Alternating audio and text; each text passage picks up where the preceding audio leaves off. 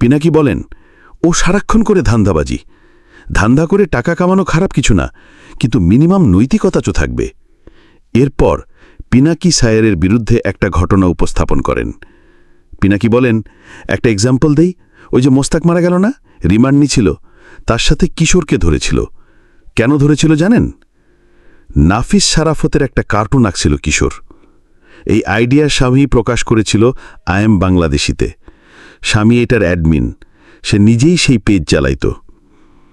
নাফিস শারাফত রাইগা গিয়া এই কিশোর আর মোস্তাককে অ্যারেস্ট করে পিটায়। মোস্তাক এতটাই পিটাইছিল যে সে প্যান্টে হাইগা দিছিল। তারপর তো মোস্তাক মরেই গেল। সেই নাফিস শারাফতের একটা কাজের জন্য এই শাওই তদবির করছে। মন্ত্রণালয় কাজ দেয় নাই, এই জন্য মন্ত্রণালয় দায়িত্বপ্রাপ্ত বিশেষ সহকারীর পিছে লাগছে, তার নামে রিপোর্ট করাইছে। যে আমার কমরেডকে মাইরা ফেলাইল, তার জন্য তদবির।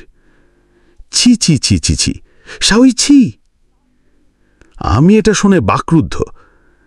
একটা মানুষের নৈতিক পজিশন এত সহজে বেচা দেওয়া যায়? মুস্তাকের জীবনের এতটুকু মূল্য নাই তার কাছে? আমি যে ওরে অপছন্দ করি এমনি এমনি না, ওর মধ্যে বিবেক মনুষ্যত্ব কিচ্ছু নাই।